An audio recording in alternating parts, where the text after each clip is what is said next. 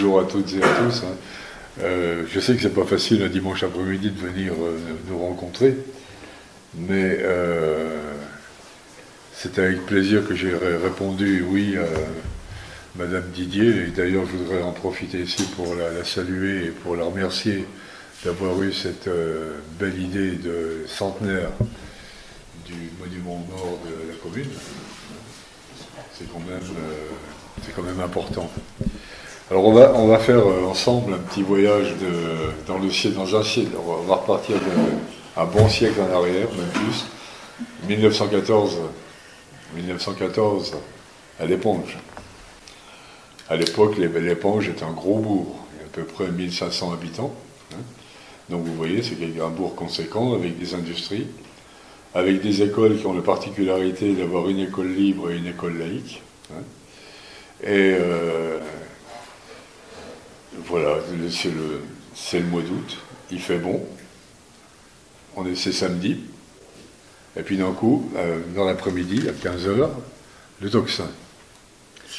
Et le tocsin, dans nos villages, on sait ce que ça veut dire. Ça veut dire qu'il y a ou le feu, ou il se passe quelque chose de grave. Et on va voir le maire, M. Conroy, qui sera maire pendant toute la durée de la guerre d'ailleurs, venir afficher la fameuse affiche. Il y en a une qui est présentée. C'est la mobilisation. Alors à l'époque, c'est l'armée de terre et l'armée de mer. L'armée de l'air n'existe pas. L'armée de l'air n'existe pas. Bon, sur le coup, si vous voulez, on va, je veux dire, comme disent beaucoup d'historiens, les papas vont aller dans les tiroirs chercher le livret de mobilisation pour voir à quel jour ils doivent partir, donc premier, deuxième, ou une semaine ou 15 jours. Mais sur le coup, si vous voulez, c'est pas encore... on sent qu'il se passe quelque chose, mais c'est quand même assez fugace. Bon... ce sont les vacances, et les vacances vont durer longtemps. Les vacances vont durer longtemps parce que on va se poser vite la question de savoir quand il faut rouvrir les classes, et ça, c'est pas certain. Je reviens sur le début de la guerre. Bon, le début de la guerre, c'est assez ambigu parce que c'est pas obligatoirement de la joie, mais c'est pas obligatoirement du défaitisme. Les gosses, il y a tellement longtemps qu'on leur montre sur les livres d'école, je parle devant toi, que la Moselle et puis l'Alsace, dans les cartes de géographie, sont en violet, et qu'il faut aller un jour ou l'autre reconquérir ce que les Prussiens nous ont pris, les Prussiens. Voilà. Et puis, très rapidement, la guerre va s'installer. La guerre va s'installer parce que, vous voyez, à l'époque, il y a 2 voies de chemin de fer à l'Éponge. Il y a 2 voies de chemin de fer qui vont être réservées véritablement uniquement pour les soldats. Et les soldats, si vous voulez, les soldats vont passer, et surtout les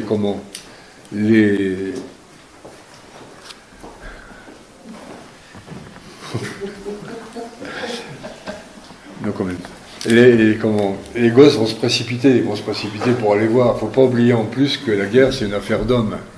Donc les garçons vont se précipiter, là, à la barrière, pour aller voir. Essayer ceux qui ont connu ce coin-là dans le temps. C'est pas du tout la même place qui était aménagée comme aujourd'hui. Les gosses vont poser. Et puis les gosses sont curieux, ils vont voir. Ils vont aussi aller accompagner le papa ou le grand frère à la gare. Et peu à peu va se mettre en place tout ce système. Vous voyez, les gosses vont subir beaucoup de chocs. D'abord le choc familial, le père va partir.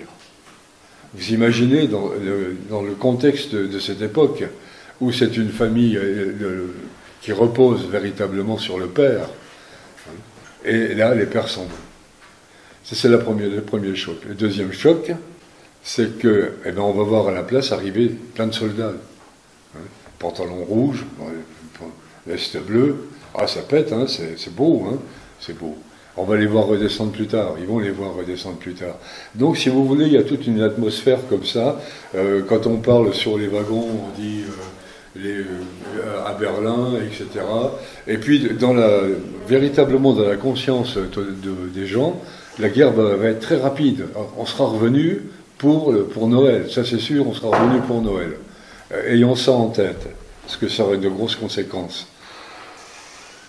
L'école, c'est l'école qui va peu à peu, si vous voulez, on va ouvrir le bal avec l'école, mais avant, il va se passer des choses. Il va se passer une chose, c'est que ce côté, la guerre qui est loin, on va la voir arriver d'un coup. Ici, les gens montaient sur les hauts pour regarder les villages qui brûlaient au-dessus de Saint-Dié, là-bas. Hein. La nuit, on voyait les villages s'embraser. Et puis, on va voir aussi les premiers exodes de gens qui viennent, qui racontent le curé d'Anglemont qui a été fusillé par les Allemands, etc. Vous voyez, il y a tout ça qui se met en place, et véritablement, la guerre prend corps, là. On sait que les gamins, les gamines, d'un coup, elles sont confrontées à cette réalité. Et puis les blessés qu'on va voir commencer à redescendre avec les trains. Hein. Et on sent confusément que la guerre, elle va durer plus longtemps que ce qu'on pensait. Pour l'école, c'est l'école qui va jouer un grand rôle à ce moment-là. L'école va jouer un grand rôle parce que je suis toujours étonné de voir comment vous savez, je suis un peu bordélique, hein, je le dis, vous le savez d'ailleurs, hein. Et puis j'ai pas le droit de bouger en plus. Alors, pas le droit de bouger. Hein. Bonjour. Bonjour. Hein. Il y a les circulaires qui vont arriver rapidement, alors, les dames de l'éducation. Il y a une circulaire déjà du 7 août 1914. Il faut se rallier à l'union sacrée, il a été dit aux instituteurs qui étaient par essence plutôt des gens qui n'aimaient pas beaucoup la guerre. Hein. Bon. Il faut faire comprendre aux enfants les événements actuels. Il faut exalter dans leur cœur la foi patriotique. Vous voyez, c'est grandiose, hein, c'est grandiose. Hein. Il faut que l'enfant devienne le centre moral du pays. Alors vous voyez le poids que d'un coup on va mettre sur des gamins, des gamines, tout petits, hein, tout petits. Et puis il va y avoir les instituts qui vont être mobilisés. Ils vont partir, on va les remplacer. Ici, il se passe quelque chose, c'est que vous avez les écoles libres et les écoles publiques sur l'éponge. Alors il y a quand même une petite anecdote, c'est qu'il y avait l'école libre là-haut, l'instituteur est parti. Il a été remplacé par son vieil oncle. Je dis bien le vieil oncle, très très vieux. Et figurez-vous qu'il y a des gamins qui, pendant toute la durée de la guerre, ne sont pas allés à l'école. Ils se planquaient parce que, vous voyez les cités là-haut, les cités, à l'époque on se chauffe au bois, hein, donc il y avait des rôles de bois un peu partout, et les gosses allaient se planquer là-dedans, allaient jouer là-dedans. Mais il y en a quelques-uns qui se sont fait rattraper par la patrouille à la fin de la guerre, parce que pour lire ou pour écrire, c'était pas la même, hein. C'était quelqu'un d'ici qui m'a raconté cette anecdote-là, mais bon, vous voyez, c'était quand même un peu fort, quoi. Et puis, l'école, alors on va se mettre d'accord pour la rouvrir le 16 octobre. On ouvre les écoles le 16 octobre 1914. Et là aussi, si vous voulez, ça va être quelque chose de véritablement pris. Je vous ai mis des panneaux, vous voyez, l'école mobilise, hein, l'école est la vie. Je vais vous donner lecture de quelques... Il y a des enseignants qui sont parmi nous, là. Je vais vous donner lecture de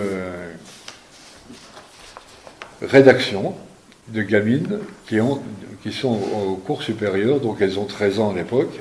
Hein. Et, par exemple, écrivez à votre frère qui viendrait d'être cité à l'ordre du jour, tout en le félicitant. Faites-lui remarquer combien sa belle conduite est en rapport avec l'éducation familiale qu'il a reçue. C'est quand même prodigieux. Vous en avez une autre, ici. Alors, je vous la ferai passer, parce que ça vaut le coup, il y a quand même sur un petit sujet comme ça, cette gamine qui a écrit ça, elle a quand même mis 5 pages et demie. Hein. Vous imaginez aujourd'hui écrire 5 pages et demie, hein? On n'imagine pas.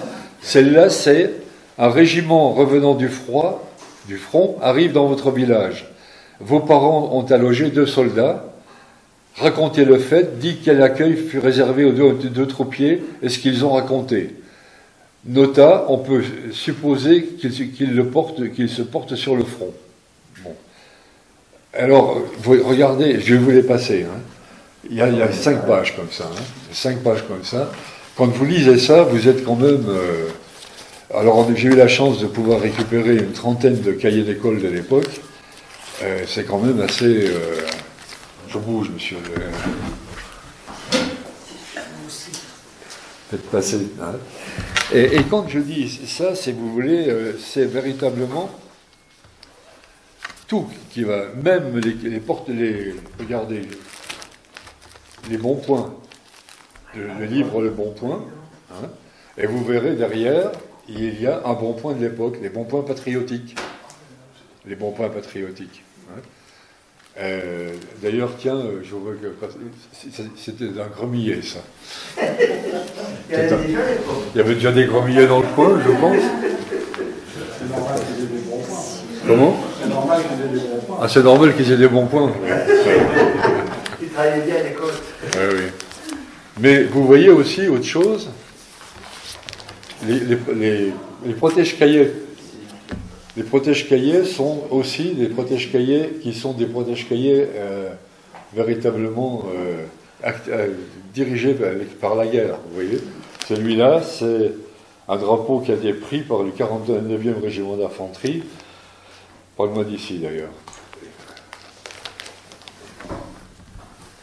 Et plus loin encore, même en Belgique, vous voyez, en Belgique, il y a les cahiers d'écoliers. Alors les cahiers d'écoliers sont écrits dans les 2 langues, hein, en français et vous voyez, ils sont aussi très, très très bien illustrés et ils ne parlent que de la guerre. Hein, ils parlent que de la guerre. Alors pareil, hein, pour le calcul, vous n'avez pas à vous tromper, le calcul c'est un canon tire tant d'obus à l'heure. Combien faudra-t-il de trains pour amener les munitions nécessaires, hein. Vous voyez, tout ça, c'est sans arrêt, c'est la guerre, la guerre, la guerre. Hein. La guerre. Même quelque chose de... à l'époque, on écrit à la plume. Hein, plume sergent-major, etc. Mais on les a débaptisés. On a sur les boîtes de plumes, c'est marqué la mitrailleuse, plume la mitrailleuse, plume la grenade, plume la bataille. On a des belles petites boîtes comme ça qui sont magnifiques, quoi. Mais vous voyez, c'est là aussi, hein, l'école est toujours en train de jouer son rôle. Alors, ce côté cocardier va durer à peu près jusqu'en 1916. Ça va s'infléchir après 1916 parce que il y a eu les grandes batailles, hein, et puis il y a eu aussi, malheureusement, les morts. Hein. Alors, la mort, ça va être, j'ai dit tout à l'heure, les disruptions qu'il pouvait y avoir. C'est une autre disruption qui va rentrer d'un coup dans la vie de tous les jours, ça. Il va y avoir les morts. Et l'enfance n'est pas préparée à ce phénomène. Le père n'est plus là, certes. Alors, on parlera du courrier. Mais la mort, elle devient présente. Vous savez, ce matin, on a énuméré quand même 68 morts, non, hein, sur le monument aux morts. Hein. C'est énorme pour un village, 68 morts. Et vous voyez, la mort, elle est sur une carte postale que j'ai. Alors oui, on me demande toujours, oui, on avait à l'époque de la famille à l'éponge. Hein. On avait de la famille à l'éponge. Là, on en a une que tante Louise avait écrite, et elle nous dit que sa voisine a écrit que son mari vient d'être tué, il laisse 5 enfants de bas âge. Alors on n'a pas réussi à repérer qui c'était vraiment sur ici. Mais vous voyez, alors on est en 1915. On a un autre cas aussi où c'est un père de 7 enfants de l'éponge qui a été tué. Et ça a permis quand même, vous voyez, de faire réfléchir un peu et de faire en sorte que les pères de familles nombreuses, on arrête à 3 pour les envoyer au front. Hein. Mais ce qui n'a pas toujours été vrai après. Alors, bien entendu, il y a cette situation qui est là, parce que à partir du moment où il va y avoir ici à peu près, vous allez héberger pas loin de 1000 soldats pendant toute la guerre, les soldats, les chevaux, les canons, les gosses venaient voir les canons, c'était une attraction d'aller voir les canons. Et puis on dépendait plus du brave maire Conroy, mais on dépendait, quand je dis on, parce que les villages d'ici, c'était comme ça, dépendaient de l'armée. Donc c'était l'armée qui avait pris le dessus sur tout le monde civil. Vous verrez, je vous en montrerai une, il y en a derrière, vous regarderez après, il y a des laissez-passer pour pouvoir bouger. Mais c'est vrai, ça devient vraiment quelque chose de très très lourd, notamment au niveau de la position des gosses. Il ne faut pas oublier aussi qu'ici on est dans un monde rural, mais aussi industriel. Les enfants, quel va être le lien, à votre avis, pour essayer de gommer ça, pour essayer de gommer cette rupture? C'est le courrier. Est-ce que vous avez une idée du nombre de courriers échangés en une journée sur le front, entre le front et ici, enfin ici à l'intérieur, quoi. Quelqu'un qui se lance pour un chiffre, ceux qui savent, ils disent rien. À votre avis? Alors, un ordre de grandeur. 1 million? 10 millions. Non, 10 millions, c'est beaucoup trop. Non, c'est 5 millions. Et imaginez que tous les jours, depuis les lignes, depuis le front jusqu'à l'arrière, il y a 5 millions de lettres ou de cartes qui se promènent. Alors, c'est dommage parce que j'ai laissé là-bas un tableau comme ça, avec les écritures de l'époque, c'est extraordinaire, quoi. Parce que vous avez des petits bouts de chou qui savent à peine écrire, qui envoient des lettres d'une tendresse et puis d'une chaleur extrême à leur papa ou à leur frère. Et puis dans l'autre sens, le problème, c'est que les pères qui sont au front, quand on lit les lettres, on s'aperçoit qu'ils sont très inquiets de ce qui se passe véritablement dans les villages chez eux. Parce qu'ils sont plus là, je répète. Alors souvent, les lettres sont des lettres véritablement d'encouragement à aider la maman, à participer aux travaux. Vous voyez, tout ça, c'est véritablement faire entrer ce lien physique. Heureusement que la République, à l'époque, a appris à lire et écrire aux enfants, de façon à ce que ça puisse se passer. Mais c'est le seul lien qu'il puisse y avoir. Ce lien qu'il puisse y avoir. 5 millions d'aides par jour. 5 millions. C'est extraordinaire. Les gosses, dans tout ça, ils vont à l'école, je vous en ai parlé, on vient de faire grosso modo très très rapidement, parce qu'on pourra en parler pendant des heures, parce que même si vous voulez, quand il y a des remises de prix, les remises de prix, c'est aussi à chaque fois rappeler le bienfait de l'État, le bienfait de la guerre, le bienfait, etc. C'est quand même assez difficile à comprendre aujourd'hui. Difficile à comprendre. Vous allez me dire, mais alors, quand je vais dans les classes, par exemple, Marie, les gosses me disent, mais ils n'avaient pas, qu'est-ce qu'ils faisaient, les jeunes? Mais ils n'avaient pas d'ordinateur. Non, mais ça me revient régulièrement, ça.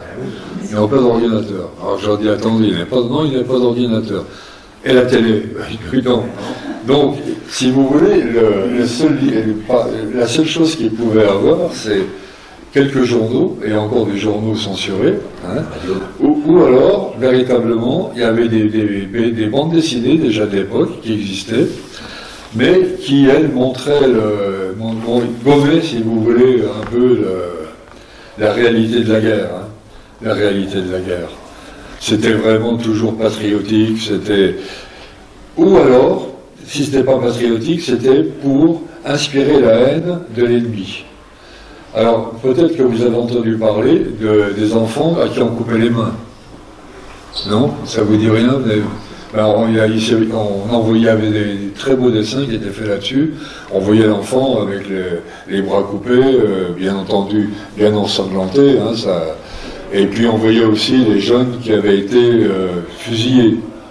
Alors il y avait, notamment sur Gerbet-Villers, il y a toute une histoire autour d'un gamin de 14 ans qui a été fusillé par les Prussiens parce qu'ils les avaient menacés avec un fusil en bois. Donc vous voyez, tout ça, ça apporte je dirais, une atmosphère quand même assez drôle, hein, assez difficile à vivre. Hein. Et on a peur bien entendu. On a peur bien entendu. Alors sur l'éponge, il n'y a pas eu de bombardement, hein, donc on est vraiment tranquille de ce côté-là. Simplement, ce que les enfants vivent à l'éponge, il faut bien avoir en tête que c'est pas la même chose que les enfants qui vivent dans le Nord-Pas-de-Calais ou du côté de l'Alsace, qui a été tout de suite occupé par l'ennemi, et donc eux ils sont occupés aussi, donc c'est une vie tout à fait différente encore. Et puis quand on lit, quand on regarde un peu ce qui s'est passé dans les autres villes, c'est pas du tout pareil. Comment voulez-vous qu'un enfant de Marseille puisse avoir la conscience de ce que c'est que la guerre, comme on l'a par exemple sur l'éponge? C'est pas du tout la même chose, on vit pas la même chose. Et puis quelque part, je vous ai mis aussi une affiche pour les Allemands, parce que les Allemands aussi, les gosses allemands ont véritablement les mêmes problèmes, c'est pareil chez eux. En plus, ce qui va arriver chez eux, c'est le blocus. Donc ici, on aura des restrictions, bien entendu, notamment le sucre dès 1915, la viande un petit peu réduite à partir de 1916, mais chez eux, il y a le blocus qui fait que la nourriture devient de plus en plus difficile. Donc les enfants en pâtissent aussi. Et puis pensons aussi à tous ces enfants qui arrivent dans le monde. Imaginez aujourd'hui un môme de la Nouvelle-Zélande et il reçoit une carte de son père qui dit « Je suis à Gallipoli ». Vous imaginez un gamin, Gallipoli en Grèce? Vous voyez un peu? Ou le petit Australien qui va écrire à son papa ou son frère qui est quelque part là-haut, du côté de l'Inde ou de l'Oise. Et d'ailleurs, il y a de très très belles cartes qui ont été faites, justement pour les gosses, pour qu'ils puissent véritablement échanger ça avec les papas. Alors tout à l'heure, j'ai parlé, c'est un peu décousu certes, mais j'ai parlé de la mort tout à l'heure.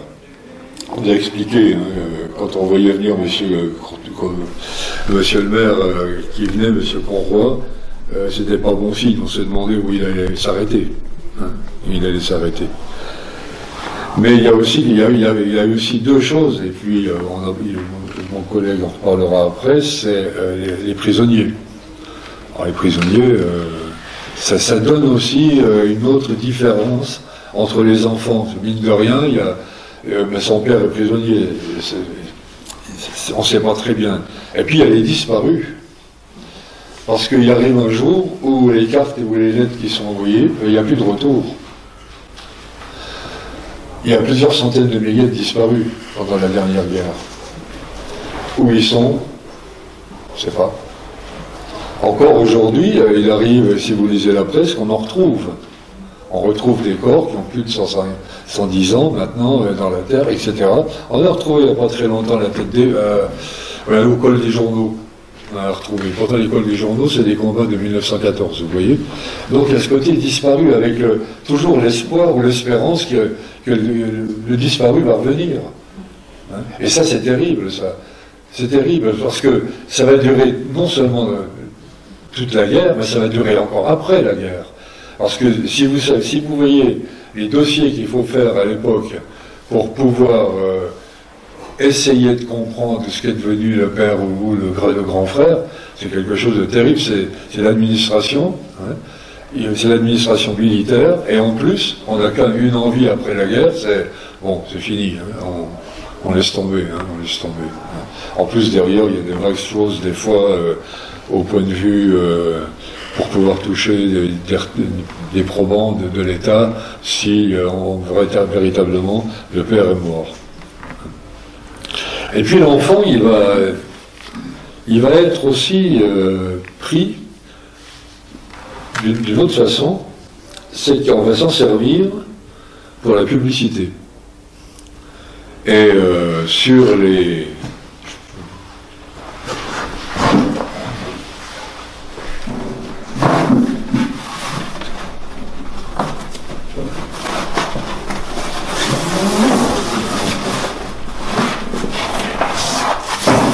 Vous voyez ?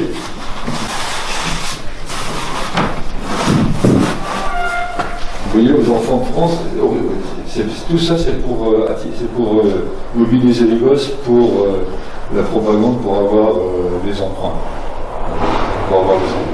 Et je vous en ai mis un ici, c'est en Allemagne aussi.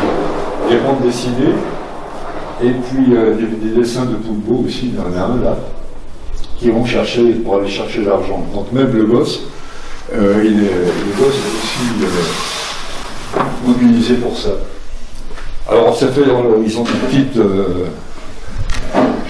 des petites brochures pour accrocher, c'est sympa, mais il y en a eu en 1915, il y en a eu en 1917, il y en a eu un peu tout le temps.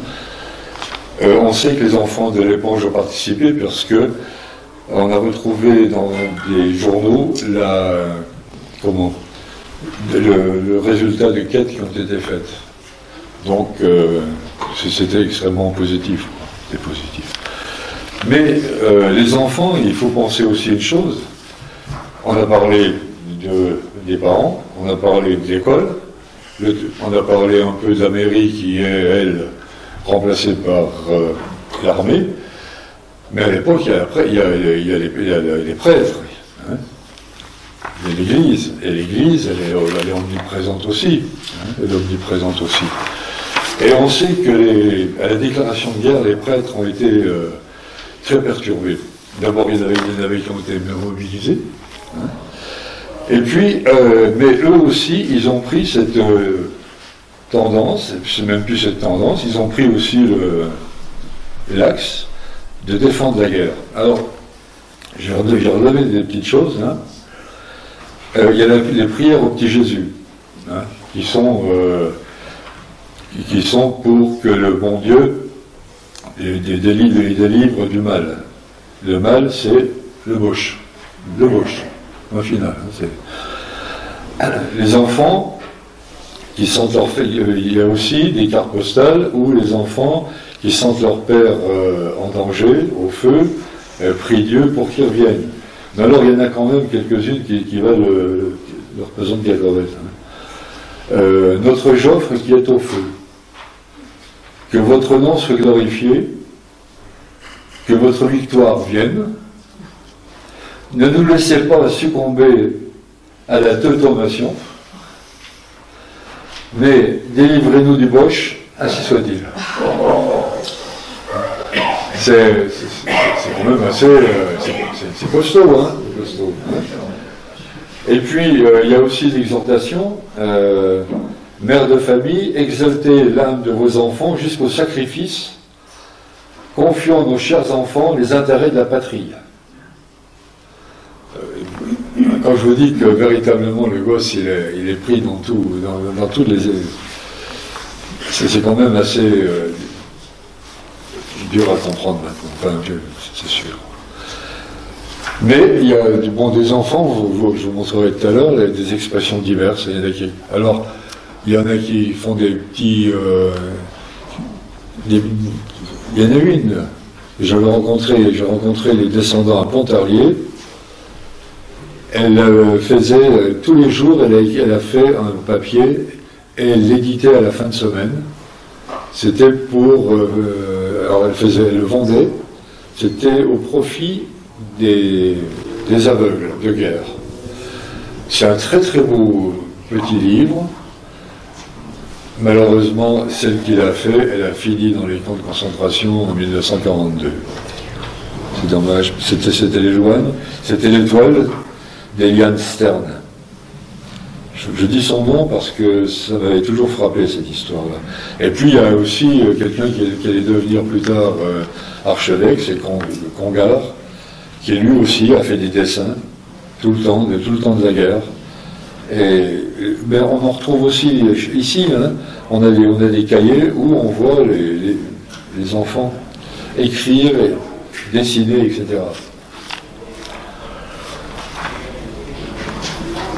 Donc, je vous ai parlé de la religion, hein, les chocs, on en a parlé, les villages qui brûlent, l'école.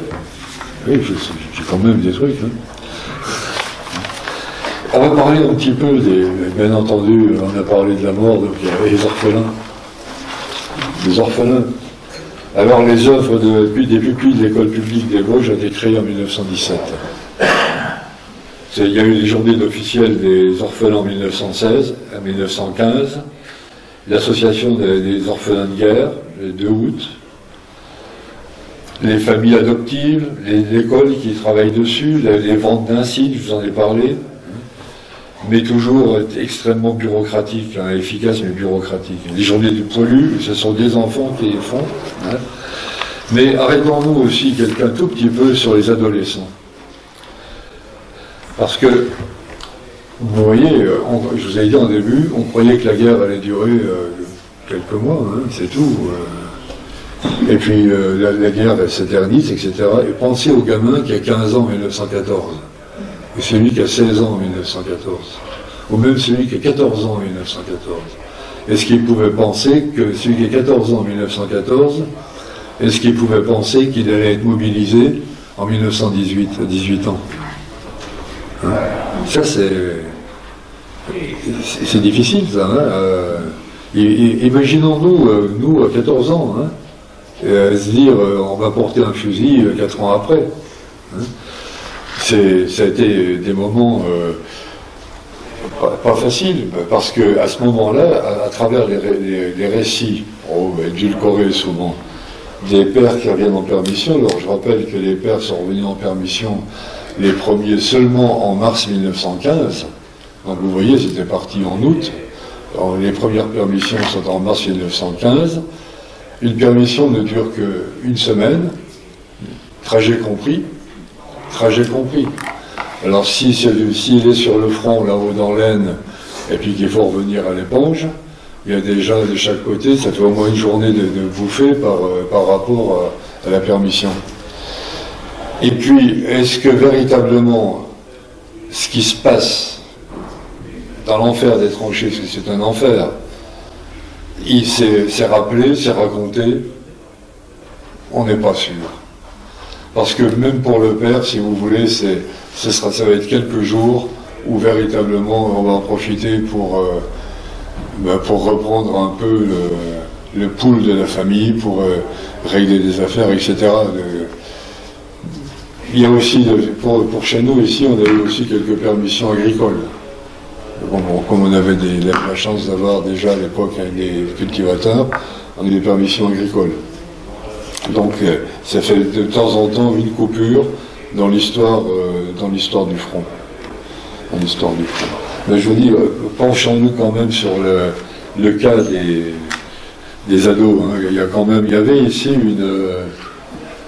une association qui s'appelait, je ne sais pas si l'association de Saint-Victor et d'Union ouvrière. Ça te dit quelque chose? Oui. Elle n'empêche, alors on a exalté leur courage et tout, mais il y a quand même eu 10 morts, hein, il y a quand même eu 10 morts. Et puis il y a les filles. Ah, les filles. Ça, c'est un sacré problème, les filles. Ben si, parce que il y a des trucs quand même qui sont... Le curé de Saint-Sulpice. Vous allez me dire qu'est-ce qu'il a à voir, le curé de Saint-Sulpice. Mais il écrivait beaucoup, le curé de Saint-Sulpice. Et puis, il a rappelé que les filles de 16 à 20 ans, leur objectif, c'était de se préparer pour devenir mère mariée à 20 ans. Et voilà-t-il pas que il y a plus de mecs, comme tu dis, hein, ils sont partis. Et puis il y a quelque chose de pire, c'est qu'il y a des soldats. Il y a des soldats. Alors moi j'en parle dans ma famille d'autant plus aisément que j'ai une grande-tante qui s'est mariée avec un soldat qu'elle a connu pendant la guerre. Voilà, la première guerre. Hein. Bon, ça a fait un très beau mariage, ils sont restés très longtemps, etc. Tante Marie. Alors, et là c'est un peu le problème, il faut tenir les filles, il ne faut surtout pas qu'elles aillent au cinéma, parce qu'il y a le cinéma qui commence à arriver, pour que les poilus puissent au moins se détendre. Dans les fameuses baraques à Drian, où on fait passer du charlot, on fait passer des choses comme ça, mais il ne faut pas aller au cinéma. Parce que c'est du... Alors vous verriez, on dit aujourd'hui, quand on met en cause les parents, mais alors là c'est l'Église qui cartonne, hein, en disant mais il ne faut surtout pas les laisser aller parce qu'ils vont apprendre plein de mauvaises choses, ils vont être pervertis, ils vont... Enfin, les termes sont extrêmement forts, hein, extrêmement forts. Donc c'est pour une jeune fille carrée, il ne faut pas qu'elle bouge, etc. Je ne sais pas quelle heure il est dans tout ça. Oui, j'en finis. Et la fin de la guerre. Vous m'excusez si c'est un peu décousu, mais il est à peine arrivé un jour, la guerre s'est terminée. Hein. La guerre s'est terminée et c'est aussi, elle n'est pas finie la guerre. Parce que ceux qui vont revenir, ils ont vu tellement de choses. Et ils ont vécu ce que Jean Giono, qui est certainement un des plus grands écrivains sur la guerre, disait l'indicible, qu'il n'y avait pas de mots pour... il n'y avait pas de mots. Et à titre personnel, quand j'étais môme, mon grand-père qui avait fait la guerre 14, au bout de quelques minutes, quand il en parlait avec son frère ou ses oncles, ses beaux-frères, il tombait dans les pommes et puis c'était fini. On ne pouvait pas... il ne pouvait pas aller plus loin. Ce qui fait d'ailleurs que mon intérêt pour la guerre 14 s'est éveillé à l'âge là, parce que quand vous êtes gamin et que vous voyez des adultes déjà vieux pleurer, il y a quelque chose qui vous perturbe. Je pense qu'ils osaient pas raconter. Mais qui aurait pu comprendre? Oui, voilà. Qui aurait pu comprendre? Tu as raison. Parce que là, moi j'ai une anecdote aussi, j'ai pas connu, mais on en a parlé. Il y a des anciens poilus, ils n'en parlaient pas dans leur famille. Non. Pour leurs gamins et tout, c'était trop.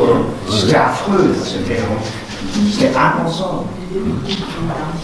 Ça, c'est vrai, ils en parlaient pas. Donc vous voyez, c'est vraiment. Et l'enfant, comme on l'a vu ce matin encore aujourd'hui, l'enfant va devenir un vecteur de mémoire. Posons-nous la question ensemble. Vous voyez, aujourd'hui, on a célébré le 100e anniversaire du monument aux morts. Il y avait des enfants qui étaient là. Moi, je vais avec d'autres collègues, d'autres amis, on va dans les écoles pour expliquer, etc. Donc, on essaie de comprendre. Je vous montrerai le résultat à la fin, parce que pour moi, c'est probant. Mais le gosse, il va être tout le long de ce siècle, on va l'amener au monument aux morts. Et alors, il y a ceux qui ont perdu quelqu'un, ils vont voir le nom qui s'affiche. Il y a ceux, et puis, au long du temps, les survivants vont disparaître, d'autres vont arriver, et les enfants sont toujours là. On amène des enfants au monument aux morts, on essaie de les emmener, et on s'appuie sur eux pour être les conservateurs de mémoire. Toujours dans mais n'oublions pas une chose, c'est que tous ces gosses dont on vient de parler, ces ados, c'est la génération de 1940, et ça peut vous faire comprendre une chose, c'est toute cette partie entre 1920 et 1940, plus de guerre. Plus de guerre. On voulait plus en entendre parler, c'était la dernière, et puis ça c'est toujours... et vous arrivez en 1940, eh bien... malheureusement, ça va recommencer, mais d'une autre façon. Alors, pour terminer, j'aurais quand même, si il y a des questions, vous me le direz, vous m'écrivez si c'est décousu par moment. Mais comme je vous dis que on va voir les classes, etc. Et quand on a fini, les gosses nous renvoient les dessins, ce qu'ils ont fait. Alors à l'école de Dossel, quand j'avais fait la dernière grande exposition avec nos amis des associations patriotiques, l'école de Dossel avait choisi de faire un énorme bandeau, c'était marqué de la guerre à la paix. Donc on savait déjà où on voulait aller. Alors, vous voyez les gosses de Simon Lépange. Vive la paix. Vive la paix.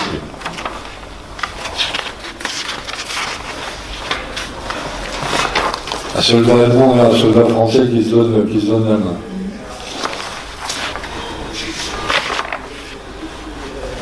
Cimetière allemand et cimetière français avec Pax. Vous voyez? C'est quand même... Puis bon, il y a aussi, hein, c'est encore des mains qui se donnent, qui se tiennent. Hein. Et quand vous voyez ça, finalement, vous vous dites que le temps qu'on a passé, vous voyez encore des gamins qui se tiennent la main. Et quand on voit ça, eh ben on se dit, avec André, avec Bernard, on se dit, eh ben, on n'a pas perdu notre journée quand on est allé voir les gosses. Si on a pu semer véritablement ce qu'il faut pour qu'on essaie d'oublier qu'il n'y ait plus de guerre, mais regardez aujourd'hui, hein, on est bien tristounés aujourd'hui. Hein. Bien tristounés, ça se bagarre un peu partout. Il y a des gosses qui meurent aussi. Alors je me dis, il faut qu'on continue tant qu'on peut, parce que si on peut semer une parole de ce type, que nos gosses continuent à connaître la paix, ce serait une bonne chose. Je vous remercie et je vous prie de m'excuser d'être par moments un peu évasif.